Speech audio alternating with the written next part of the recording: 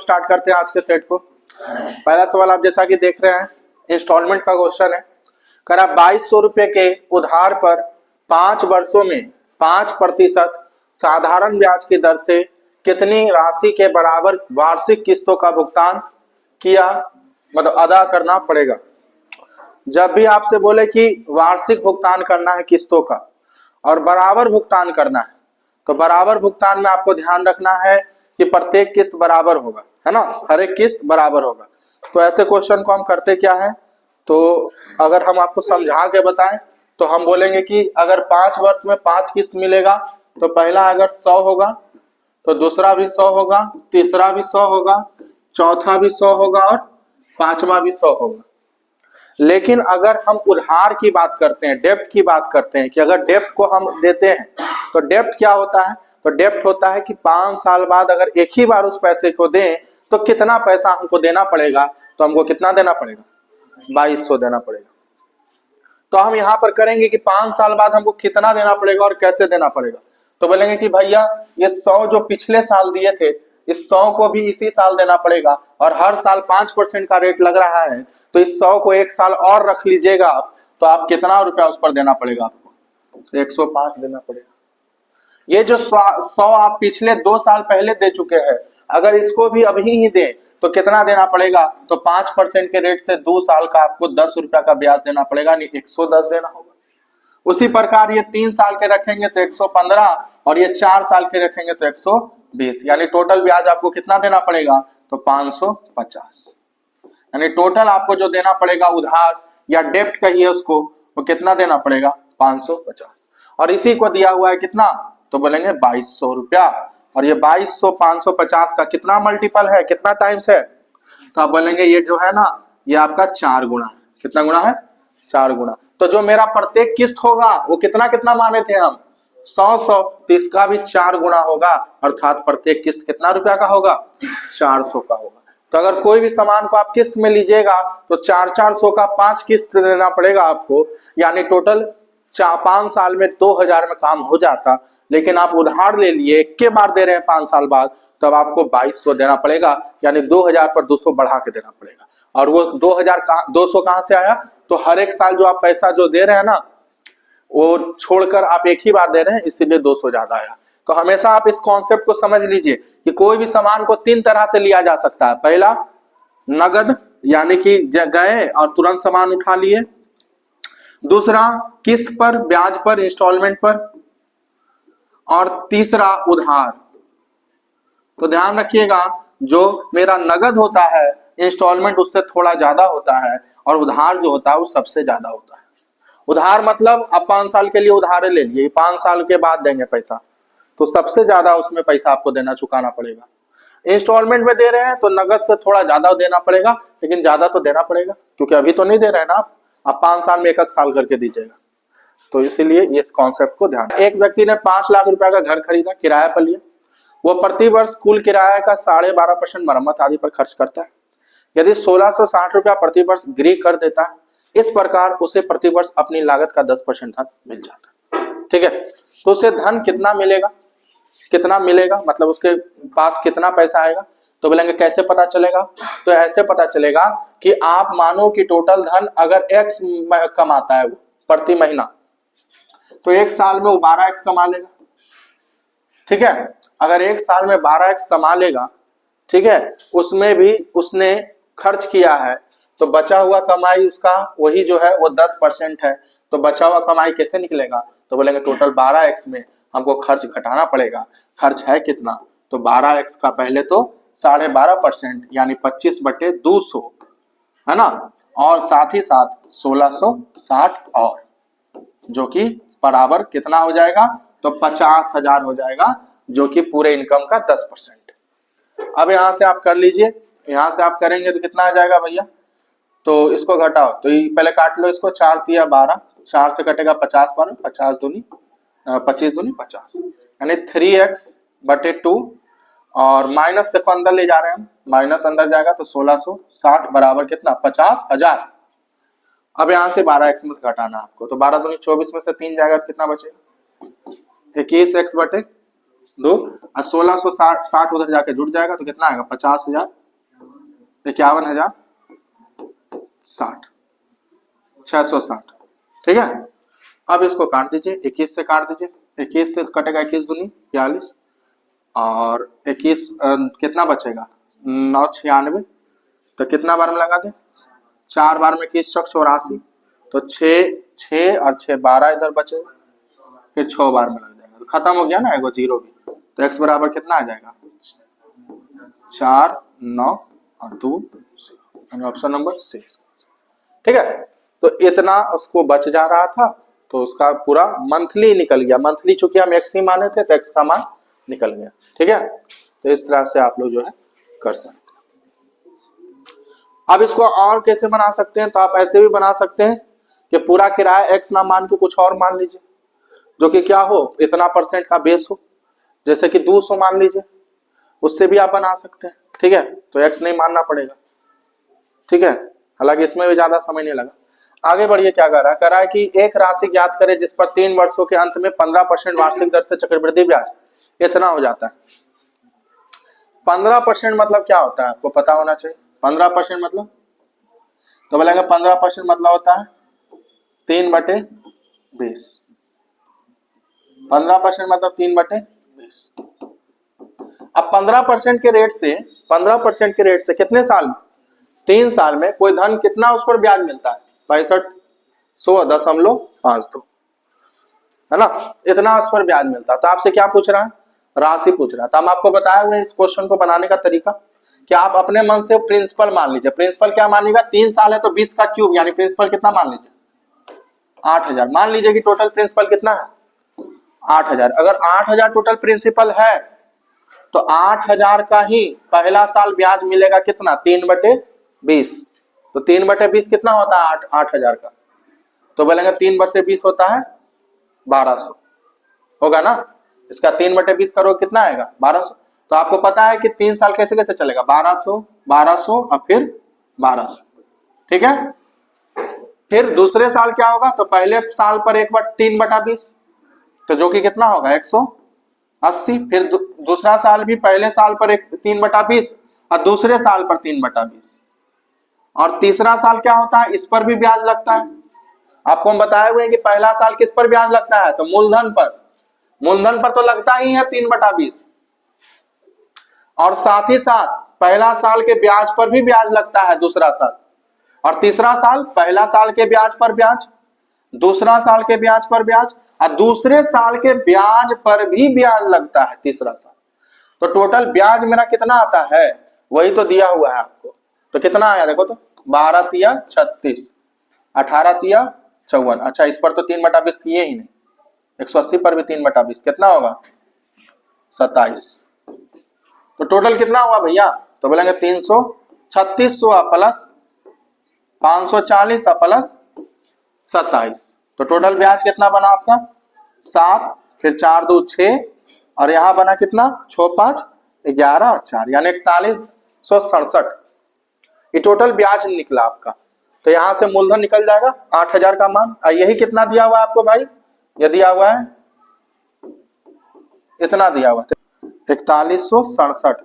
अब देखो ये 9 से कट रहा है ऊपर नीचे, ये 9 से काटो 9 चौक 36, फिर कितना बचेगा फिर 9 छक 54 और फिर 9 तिया 27, फिर 9 से इसको काट लिए 9 7 63 हो गया और फिर यहाँ 2 बच गया 9 दूनी 18, फिर 9 दूनी 18, फिर 2 बच गया, फिर 9 दूनी 18 हो गया और 8 नीम 72, पीछे से 2 अंक के बाद। अब यहाँ पर देखो यहाँ डीएस आप लगा सकते हैं। डीएस देखे तो सबका अलग अगर है तो आप डीएस लगा सकते हैं। ठीक है, हालांकि डीएस सेम भी है, डीएस सेम भी है। ठीक है, तो फिर भी हम चलो एक बार ट्राई करते हैं, डीएस लगा के देखते हैं। ऊपर का डीएस कितना होगा 7 2 9 खत्म, 8 2 10 2 12 का मतलब 3। नीचे का डीएस कितना हो जाएगा 13 मतलब 4। 4 को किससे गुना करें तो बोलेंगे 4 को किससे गुना करेंगे डीएस बोले 7 से, तो ऊपर भी 7 से, तो 7 या 21, 21 का डीएस भी कितना 3। अब यहाँ देखो 8 है तो 8 या 24, 24 का डीएस कितना हो गया 6। तो आंसर वही होगा जिसका डीएस कितना होगा 6 होगा। तो आइए देखो पहला देखो 8 2 10 4 14 1 15, 15 का डीएस कितना होता है 6 होता है, लेकिन फिर यहाँ भी 6 बन जाएगा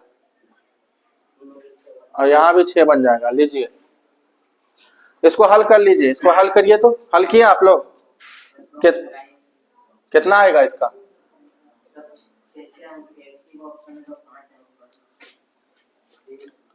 अगर दशमलव हटाएं तो 2 2 4 तो 6 6 2 8, भाग लगाएंगे 4 अंक से।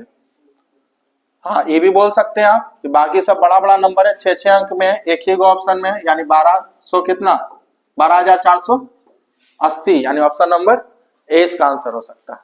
ये लगा सकते हैं, है ना कुछ तो हिंट देगा कि आप यहाँ पर देखिए बाकी सब बड़ा नंबर है, बाकी सब 6 अंक में और एक ही जो 5 अंक में।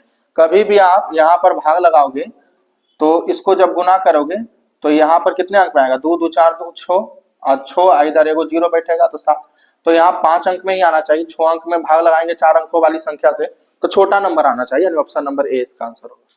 ठीक है, तो ध्यान रखिएगा, थोड़ा सा कैलकुलेशन है इसमें लेकिन करना पड़ेगा।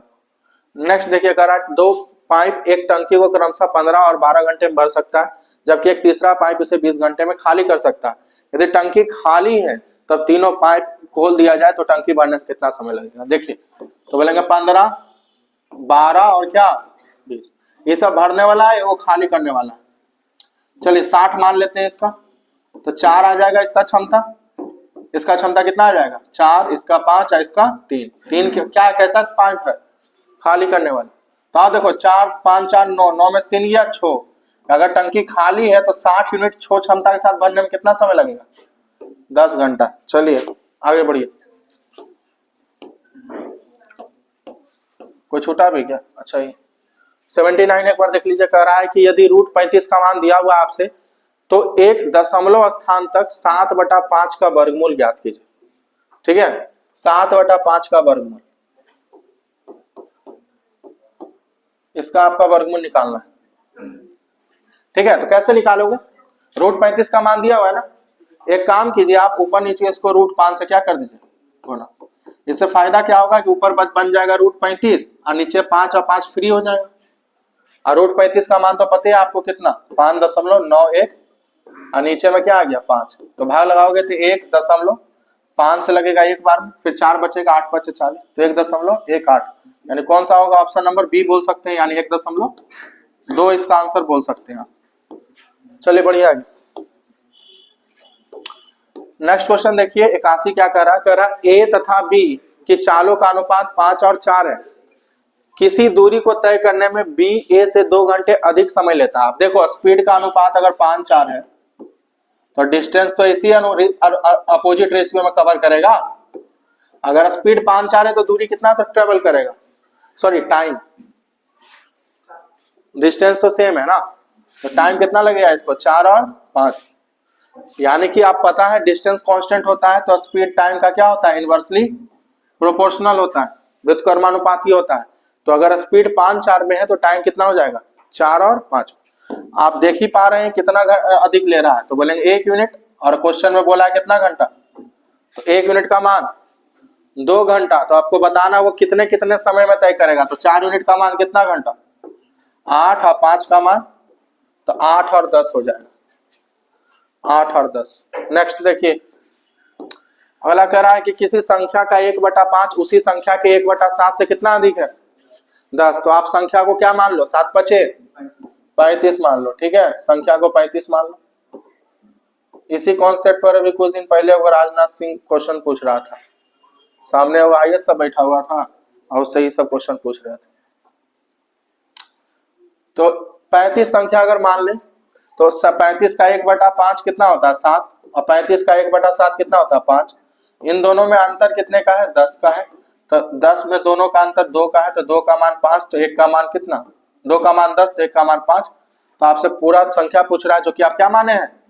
35। तो 35 का मान कितना हो जाएगा? 175। ठीक है,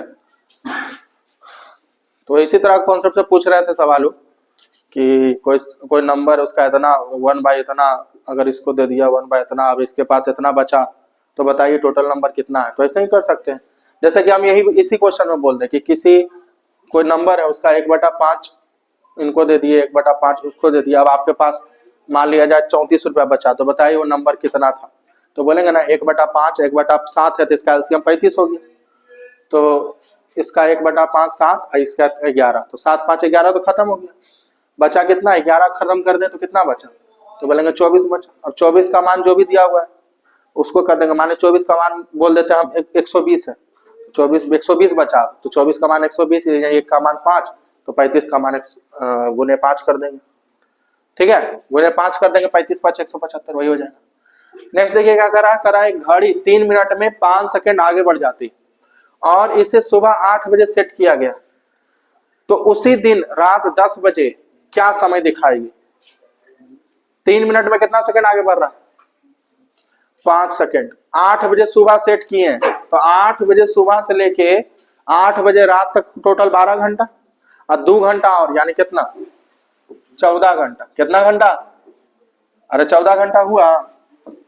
हाँ, और 3 मिनट में 5 सेकंड आगे होती है, तो हर मिनट कितना होगी? 5/3, तो कितना मिनट करना है? तो 14 घंटा में क्या मिनट होता है? 14 गुने 60, 5/3, काटे को कितना बनो? 20 बार, तो 5 दूनी 7, यानी कितना आएगा? 1400। तो 1400 सेकेंड आगे हो जाएगा। अब 1400 सेकेंड का मतलब क्या होता है?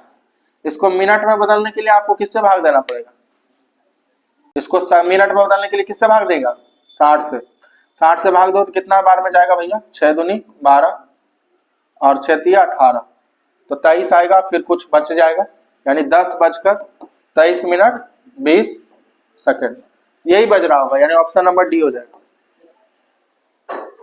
अब कह रहा देखो 21 38 55 105 6, प्रत्येक में क्या घटाया जाए कि संख्या क्या हो जाए? समानुपाती। हालांकि ये सवाल तो आप ऑप्शन से भी बना सकते हैं कि प्रत्येक में क्या घटा दें कि समानुपाती हो जाए। समानुपाती मतलब पहला दूसरा का अनुपात, तीसरा चौथा का अनुपात के क्या हो जाए? बराबर हो जाए। हालांकि इसका ट्रिक देख लीजिए कि अगर मान ले क्वेश्चन घुमा दे थोड़ा सा, ऑप्शन में आंसर ना हो, यानी अगर पूछ दे कि मान लिया जाए प्रत्येक संख्या में x घटा दी जाती है, तो 2x + 3y का 2x + 5/2 का मान बताइए, तो फिर वैसे क्वेश्चन वैसे स्थिति में ऑप्शन में वो x का मान नहीं होगा, इसीलिए आपको बनाना पड़ेगा। तो इसका ट्रिक क्या होता है हम आपको बताए हुए कि इन दोनों का डिफरेंस कीजिए, कितना का डिफरेंस होगा? 17। फिर इन दोनों का डिफरेंस कीजिए, कितना का होगा? 51। इन दोनों का रेशियो ले लीजिए 1:3, ये आ जाएगा। उसके बाद हम आपको बोले थे इसको इससे गुना, 3 को 21 दिया और 1 को 55 से गुना, और इन दोनों का क्या ले लेना? अंतर, और नीचे में इन दोनों का अंतर जो कि कितने का है? 2 का। भाग लगा देना, 1 और 3 का अंतर कितने का? 2 का। भाग लगा दीजिए, 5 3 8/2, यानी कितना आएगा आंसर? 4 वो संख्या है जिसको घटा दिया जाए तो ये समानुपाती हो जाता है। इसका ट्रिक ध्यान रखिए। अगला कह रहा है कि किसी वस्तु को 20% लाभ पर बेचा जाता है, यदि उसे 25% लाभ पर बेचा जाता तो 35 रुपया अधिक मिलता।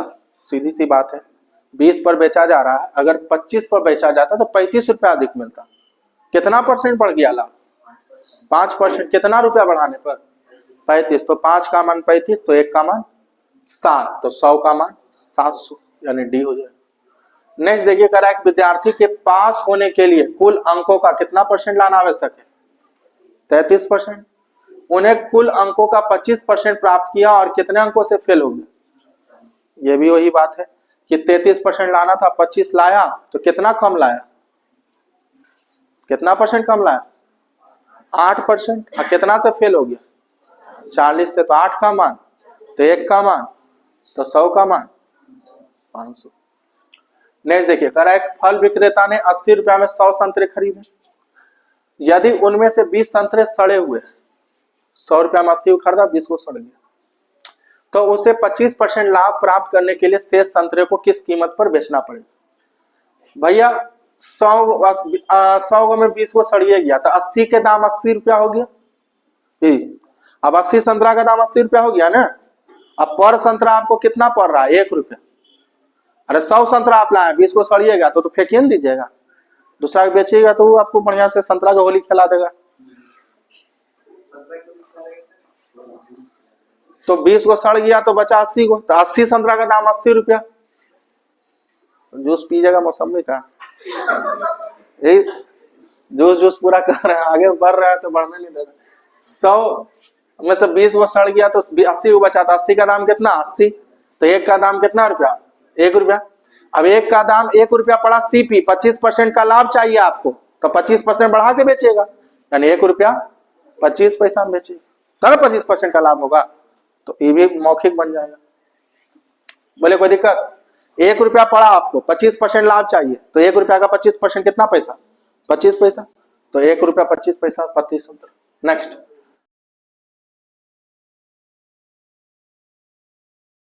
n संख्याओं का औसत कितना है? m square. तो m प्लस n संख्याओं का औसत क्या होगा? पहले तो आपको पता है कि योग कितना हो जाएगा, तो औसत को जब संख्या से गुना करते हैं तो योग निकलता है, तो m इंटू एन स्क्वायर यानी mn स्क्वायर, और दूसरा का योग कितना होगा? n संख्याओं का औसत कितना है? m स्क्वायर, तो nm स्क्वायर हो जाएगा। तो एगो हो गया mn स्क्वायर, एगो हो गया nm स्क्वायर। और नीचे में देखो संख्या कितना है भैया, तो आपसे पूछ रहा है संख्या तो m और कितना है? n। तो एक बार लिख ही देते हैं इसको समझाने के लिए कि हम पहले योग निकाल लेते हैं। योग कितना हो जाएगा? तो बोलेंगे योग हो जाएगा m इंटू एन स्क्वायर यानी mn स्क्वायर, और दूसरा संख्या का योग कितना हो जाएगा? तो n इंटू m स्क्वायर यानी nm स्क्वायर। अब दोनों संख्याओं को योग को जोड़कर हमको किसका औसत निकालना है? m प्लस n संख्याओं का, तो इसको किससे भाग दे देंगे? m प्लस n से, तो ऊपर में mn कॉमन हो जाएगा, तो अंदर में क्या बचेगा? देखो तो m और m प्लस n बचेगा, mn कॉमन ले लिए तो एगो n यहाँ बचेगा, एगो m यहाँ बचेगा, तो m प्लस n, और नीचे में भी m प्लस n, दोनों कट जाएगा तो आंसर कितना आ जाएगा? m। तो इसको भी हम वर्बली कर सकते थे, लेकिन फिर भी समझाने के लिए इसको हम लिखते हैं। चलिए नेक्स्ट क्वेश्चन देखें। तो ऐसा ही होता है एग्जामिनेशन में भी, आगे के कुछ सवाल टफ है तो फिर आगे बढ़िए, बीच में आइए, हो सकता है बीच के सवाल थोड़ा सा क्या हो आसान हो। तो ये नहीं कि अगर टफ मतलब भी क्या, आप आसान क्वेश्चन को जल्दी बनाइए तब उसको बनाइएगा, फिर एग्जामिनेशन में यही होता है।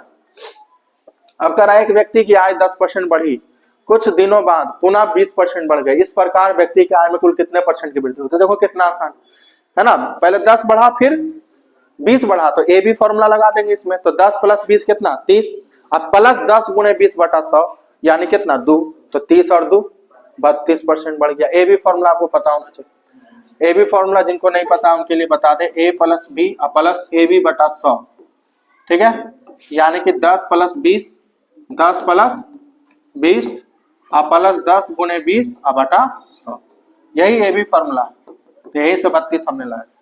नेक्स्ट सवाल देखिए, कह रहा है बीईसी निकालने। देखो भैया बीईसी, आपको पता है कि किसी भी त्रिभुज में अगर ओ केंद्र है तो यहां पर बनने वाला कोण यहां पर बनने वाला कोण का दुगना होता है, यानी अगर 150 है तो ये कितना रहा होगा? 75। याद रखिएगा, पिछले क्लास में भी हम डिस्कस किए हैं, किसी भी वृत्त के अंदर अगर कोई सर्कल है तो उस सर्कल के एक चाप से केंद्र पर बनने वाला कोण, इसी चाप से, जैसे ए बी एक चाप है, यहाँ बीसी दिया हुआ है तो बीसी एक चाप है, तो इस चाप से केंद्र पर बनने वाला कोण जो होता है वो इसी चाप से बीसी से ही परिधि पर कहीं पर बनने वाला कोण का क्या होता है? दुगना। अगर यहाँ थीटा है तो यहाँ क्या होगा? 2 थीटा, इस बात को आपको पता होना चाहिए। तो अगर यहाँ 150 है तो यहाँ कितना रहा होगा? इसका आधा यानी कितना? 75। अब दूसरी बात अगर आप देखेंगे तो ये यहाँ एक ट्रायंगल है, बट जैसे ही इसको ऐसे हम मिलाते हैं तो ये एक चतुर्भुज बन जाता है, यानी क्वाड्रिलेटरल बन जाता है। और ऐसा क्वाड्रिलेटरल जो सर्किल जिसकी चारों शीर्ष सर्किल के परिधि को टच करे, ऐसे क्वाड्रिलेटरल को हम प्यार से साइक्लिक क्वाड्रिलेटरल बोलते हैं। क्या बोलते हैं? साइक्लिक क्वाड्रिलेटरल या चक्रीय चतुर्भुज हिंदी में। तो अगर ये 75 है तो चक्रीय चतुर्भुज का एक प्रॉपर्टी होता है कि आमने सामने के कोणों का योग कितना डिग्री होता है? 180। तो अगर ये 75 है तो ये कितना रहा होगा? 105 रहा होगा, यानी ऑप्शन नंबर सी इसका आंसर हो जाएगा। ठीक है, ये नियम होता है उसका।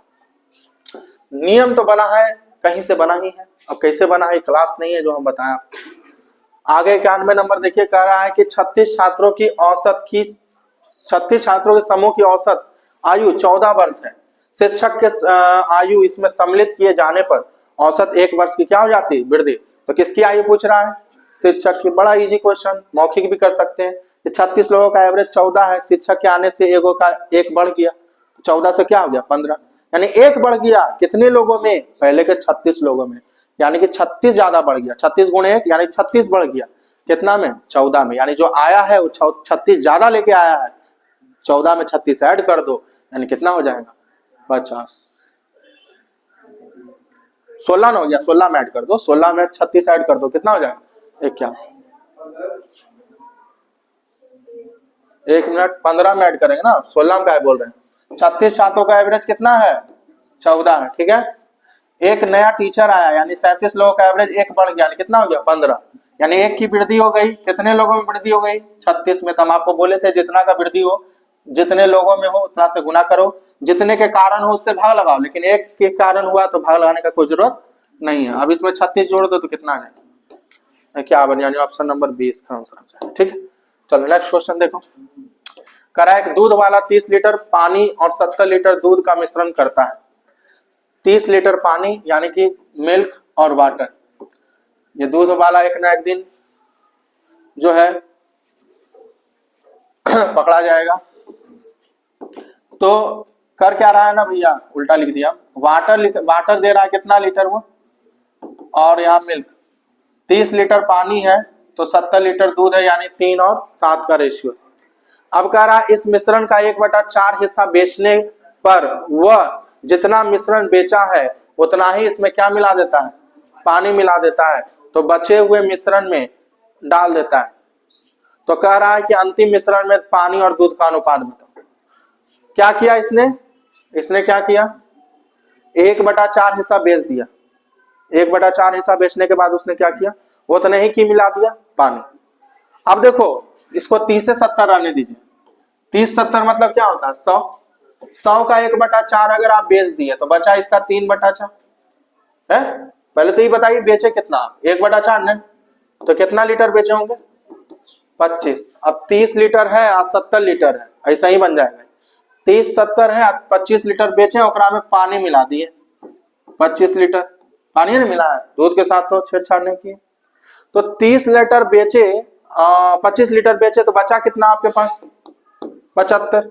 पहले था पानी कितना था? 30 लीटर और दूध कितना था? 70। अब इसमें आपने 25 लीटर बेच दिया। अब 25 लीटर बेचने के बाद आपने क्या किया? इसमें 25 लीटर ही क्या मिला दिया? पानी मिला दिया। अब 25 लीटर जो आप बेचे हैं, तो वो जो 25 लीटर गया है, उस 25 लीटर में दूध कितना गया होगा और पानी कितना गया होगा, ये देखना पड़ेगा आपको। तो 25 लीटर मतलब किस रेशियो में गया होगा? तो 3 यूनिट अगर पानी गया होगा तो 7 यूनिट दूध गया होगा। यानी हम कह सकते हैं कि भैया 25 को 3 और 7 में बांटे तो 1 का मान 2.5 आएगा, तो 3 का मान कितना आएगा? 7.5। यानी कि 7.5 पानी गया होगा तो कितना बचा होगा? तो बोलेंगे 22.5। और दूध कितना गया होगा? तो 2.5 का 7 गुना, यानी कि कितना गया होगा? या फिर घटा भी सकते हैं कि अगर मान लिया जाए 7.5 गया पानी, तो दूध कितना गया? तो 25 में से 7.5 जाएगा तो कितना बचेगा? तो बोलेंगे 17.5। ये दूध चला जाएगा। तो 17.5 जब दूध जाएगा तो कितना दूध बचेगा बताइए? तो बोलेंगे 17.5 में जब दूध जाएगा तो बचेगा यहाँ पर 52.5। तो आइए इसका रेशियो निकाल लीजिए। ये हो गया 52.5, इधर हो गया कितना? 47.5। दशमलव हटा लीजिए। आपसे क्या पूछ रहा है?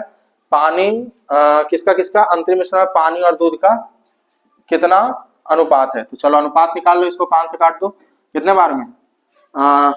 8 बार में 8 पचे 9 से कटेगा डायरेक्ट। 9 से कटेगा 45 और 5 पचे 25। फिर काटो यहाँ से 5 से, कितनी बार में? 105 बार।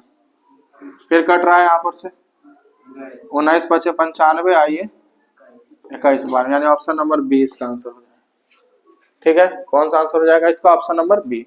हमको लग रहा है एक बार इसको और समझा देना ठीक रहे। एक दूध वाला क्या करता है? 30 लीटर पानी और 70 लीटर दूध का मिश्रण है उसके पास। वो क्या कर रहा है ना भाई, वो कर क्या रहा है कि 1/4 हिस्सा बेचने पर उतना ही क्या मिला देता है? पानी मिला देता है। उतना ही क्या मिला देता है? पानी मिला देता है। तो आपसे पूछ क्या रहा है कि बताइए पानी मिलाने के बाद पानी और दूध का क्या पूछ रहा है आपसे? अनुपात। तो आप देखो पहले कि टोटल 100 लीटर का माल है, उसमें 1/4 आप बेच दिए, यानी आप कितना बेचे? 25 लीटर। 25 लीटर आप बेच दिया, पानी भी कितना मिलाए होंगे? 25 लीटर। तो बचा कितना? 75 लीटर। बचा कितना? 75। ठीक है। अब 75 लीटर को ही एक काम ऐसे भी आप कर सकते हैं कि 75 को ही बांट दीजिए। किस रेशियो में? 3 और 7 में। क्योंकि जो बचा उसमें भी अब पानी और दूध किस रेशियो में रहा होगा? 3 और 7 में। नहीं कर सकते हैं? ये भी कर सकते हैं डायरेक्ट। तो बोलेंगे भैया 3 7 में अगर 75 को बांटे तो 7 3 10, 10 का मान 75, तो 1 का मान कितना? 7.5। तो 3 का मान कितना हो जाएगा? तो बोलेंगे 22.5। 7 का मान कितना हो जाएगा? तो बोलेंगे 52.5 हो जाएगा। 51.5 ना, ठीक तो है 52.5। अब इसमें भी आप पानी मिला दिए, कितना लीटर? 25। तो आप डायरेक्ट यहां से कह सकते हैं कितना? 47.5 अनुपात 52.5। इसको काट दीजिए तो कितना आ जाएगा? 19:21। ठीक है, इसका आंसर। तो आप ऐसे भी कर सकते हैं। ठीक है, चलिए नेक्स्ट क्वेश्चन देखिए।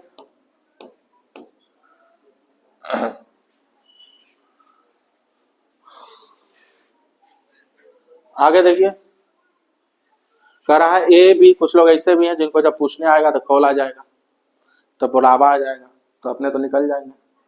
तो जो पढ़ रहे हैं उनको डिस्टर्ब नहीं कीजिए, जाना होगा तो खुद चले जाइएगा।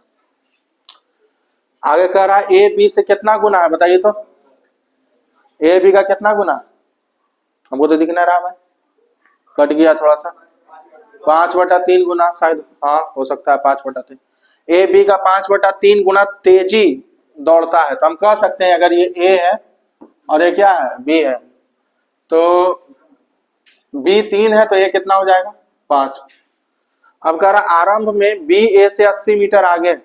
देखो ये स्पीड का रेशियो है, तो उतने ही टाइम में अगर किसी का स्पीड 5 3 है तो डिस्टेंस भी कवर करेगा कितना? 5 और 3 ही, उतने टाइम में। जिसका ज्यादा स्पीड ज्यादा दूरी जाएगा, जिसका कम स्पीड वो कम दूरी जाएगा। तो यहां से सीधे बोलेंगे कि बी ए से 80 मीटर आगे दौड़ता है। तो आगे क्यों है? क्योंकि उसका स्पीड ज्यादा है ना। तो कितना आगे है यहाँ पर? देखो तो 2, तो 2 का मान 80, तो 1 का मान 40। तो दो रेस जो होता है ना उतने ही लंबा होता है जितना ज्यादा दौड़ने वाला चलता है। तो बी 1 का मान 40, तो 5 का मान 200। तो रेस कितना मीटर लंबा रहा होगा? ए तथा बी एक ही समय पर इस बिंदु पर पहुंचता है। तो क्या पूछ रहा है ना आपसे? वही ना पूछ रहा है कि दौड़ का अंतिम बिंदु प्रारंभिक बिंदु से कितनी दूर है। इसका मतलब रेस की क्या पूछ रही है? लंबाई।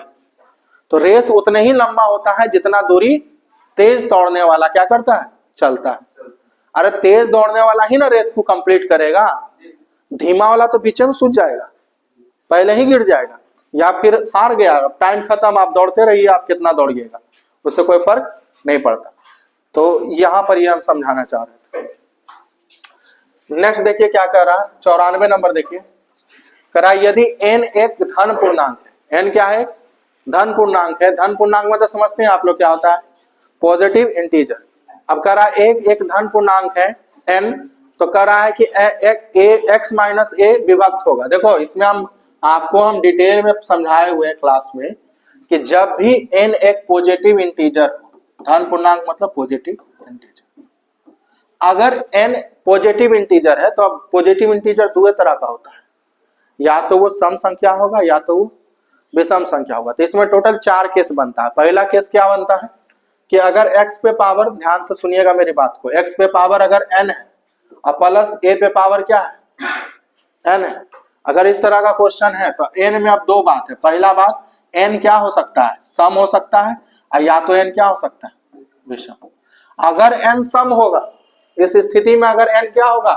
सम होगा, तो इसके कोई भी फैक्टर नहीं होंगे, नो फैक्टर, याद रखिएगा। और अगर n विषम होगा तो इसका फैक्टर क्या होगा? इसका फैक्टर होगा x प्लस a। इसका फैक्टर क्या होगा? x plus a। ठीक है, अगर क्या होगा? n विषम होगा। ठीक है, लेकिन अगर इस तरह का क्वेश्चन रहता है कि x पे पावर n, अब बीच में कैसा साइन रहता? माइनस का। तो अब इसमें भी 2 बात कि n अगर क्या होगा? सम, और n क्या होगा? विषम। अगर n सम होगा, n कैसा नंबर होगा? सम संख्या, तो ध्यान रखिएगा इसके दो फैक्टर होगा, एगो x प्लस ए, एगो x माइनस ए, दो फैक्टर होगा इसका। लेकिन अगर विषम होगा तो इसके एक के फैक्टर होगा, कौन, x माइनस ए। ठीक है, अब यहां क्वेश्चन देखो क्या बोल रहा है, यदि n एक धन पूर्णांक है तो x माइनस ए से विभाजित होगा, कब, x माइनस ए से विभाजित होगा, किससे विभाजित होगा भैया, x माइनस ए से। तो x माइनस ए से विभाजित होने का मतलब क्या है, देखो तो ये प्लस में है ना, तो अब हम क्या क्या बताया आपसे, x माइनस ए से कब कटता है, जब यहां पर क्या चीज होता है, माइनस में होता है।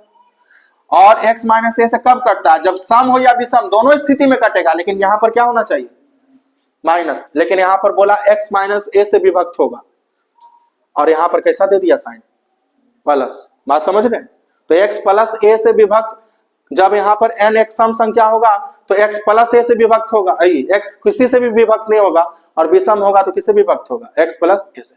तो यहां तो भैया x माइनस ए बोल रहा है, तो x माइनस ए बोल होने के लिए यहां पर क्या चीज, कैसा चिन्ह होना चाहिए था, तो n के किसी भी मान के लिए नहीं होगा। समझ में आया, तो यानी कभी भी विभक्त हो ही नहीं सकता, कट में नहीं करेगा, n के किसी मान के लिए भी नहीं होगा। ठीक है, वही अगर यहाँ क्वेश्चन में प्लस के जगह पर क्या होता, माइनस होता, तब हम बोलते n के सम मान के लिए भी हो जाएगा और विषम मान, दोनों के लिए हो जाता, दोनों के लिए हो जाता, याद रखिएगा। ठीक है, तो ये कॉन्सेप्ट को ध्यान रखिएगा। चलिए आगे बढ़ते हैं। नेक्स्ट क्वेश्चन देखिए क्या कह रहा है कि 0.0072 पर रेकरिंग है, इसके बदले आप क्या लिख सकते हैं। तो आपको पता है, ये हम बताए हुए हैं कि जितने संख्या पर रेकरिंग उतना बदले में नीचे में क्या 9, और जितने पर रेकरिंग नहीं उतना हम नीचे में 0। यानी कि इसको कैसे लिखेंगे, तो 3.72 बटा 2 संख्या पर रेकरिंग है तो 2 गो 9, 2 गो पर 9 है तो 2 गो 0। अब 9 से कटेगा ही 8 बार में, और 9 से कटेगा ही 1100 बार में, तो 3.8 बटा 1100 आया ना। अभी 4 से कटेगा 2 बार में, 4 से कटेगा 4 दूनी 8, और 3 7 चौक 28, 5 चौक 20, यानी 3.2 बटा कितना 275, यानी ऑप्शन नंबर ए इसका सही आंसर हो गया। तो इस क्वेश्चन में ध्यान रखिएगा, जितने संख्या पर रेकरिंग बदले में उतना 9 देते हैं, जितने पर रेकरिंग नहीं बदले में उतना क्या देते हैं, 0 देते हैं। और ये भी ध्यान रखिएगा, अगर यहाँ 0 के बदले कोई संख्या होता, 0 के बदले कोई संख्या होता, जैसे मान लिया यहाँ पर होता 2 3, तो 9 0 तो ही रहता, बट एक चीज और करना पड़ता, 72 में मान लिया 2 3 होता ना, तो यहाँ 23 हमको क्या करना पड़ता, 72 घटाना पड़ता, यानी जिस पर रेकरिंग नहीं रहता उसको घटाना भी पड़ता है, ये भी ध्यान रखिएगा।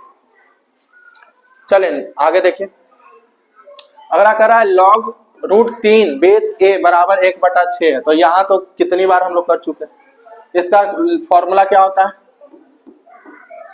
तो इसका फॉर्मूला होता है ये चला जाता है इधर, और ये उसके पावर में चला जाता है, तो √3 बराबर क्या होगा, a पे पावर 1/6। तो यहाँ पर 3 को लिख सकते हो 1 पे पावर 1/2, हाँ या ना, बोलिए। तो यहाँ से देखो इसको लिख सकते हो a के पावर 1/3, इस पे पावर कितना 1/2। अब देखो पावर समान है तो बेस भी क्या होगा समान, तो 3 बराबर a पे पावर 1/3। अब क्यूब रूट हटाने के लिए दोनों तरफ पावर कितना पढ़ना पड़ेगा, 3 करना पड़ेगा, तो a बराबर कितना आएगा 27। तो ये तो लगता है पहले भी आया हुआ है, सेम क्वेश्चन आया हुआ है, रिपीट किया हुआ है। अब यहाँ देखिए, यहाँ कह रहा है x³ + 1/x³ बराबर 52 दिया हुआ है, तो x + 1/x का मान पूछ रहा है। तो आपको पता है कि यहाँ पर पीछे जाना है, यहाँ पर x³ + 1/x³ क्या दिया हुआ है 52। आपको पता है ना सर कि x + 1/x बराबर क्या दिया हुआ रहता है, a दिया हुआ रहता है, तो x³ + 1/x³ का मान क्या होता है a³ - 3a होता है ना। ये ट्रिक आपको बताया हुआ कि x + 1/x बराबर a दिया हुआ है, तो x³ + 1/x³ क्या होता है a³ - 3a। तो इस बार हुआ क्या ना, उल्टा थोड़ा पूछ दिया, दे ही दिया किसका मान a³ - 3a का, और आपसे पूछ दिया किसका मान a का मान। तो ऑप्शन से सोचिए किसका क्यूब करके उसमें 3 गुना घटाएंगे तो 52 आएगा, तो 3 तो होगा नहीं, 1 नहीं होगा, 4 होगा, 4 का क्यूब 64, और 64 में 12 जाएगा तो कितना आ जाएगा, यानी ऑप्शन क्या हो जाएगा सी इसका आंसर हो जाएगा। चलिए नेक्स्ट देखिए, करा cot स्क्वायर थीटा -1। तो आपको पता है ना, क्या पता है आपको, cosec square theta minus cot square theta equal to क्या होता है 1 होता है, और sec स्क्वायर थीटा और minus tan square theta equal to क्या होता है 1 होता है।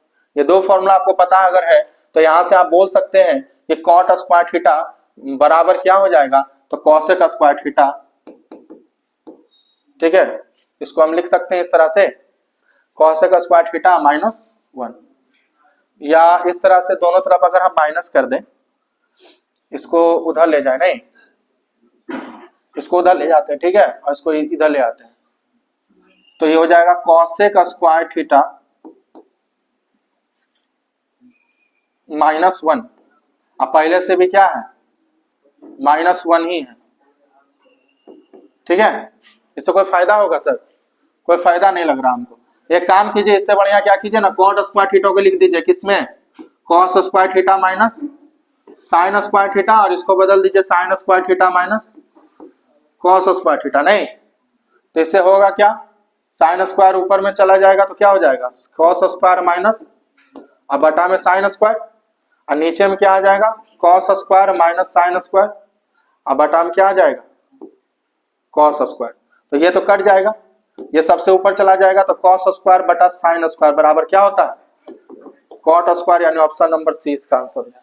इसका यूज करने से बढ़िया है कि डायरेक्ट साइन कॉस में बदल करके आंसर लिया जाइए, जहां पर C फॉर कॉस है और S फॉर साइन है।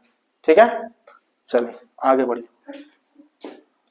नेक्स्ट क्वेश्चन कह रहा है प्रवेश परीक्षा में भाग लेने वाले लड़कियों की संख्या लड़कों की संख्या से दोगुनी है यदि वह प्रवेश परीक्षा में 55% लड़कों को प्रवेश नहीं मिलता है।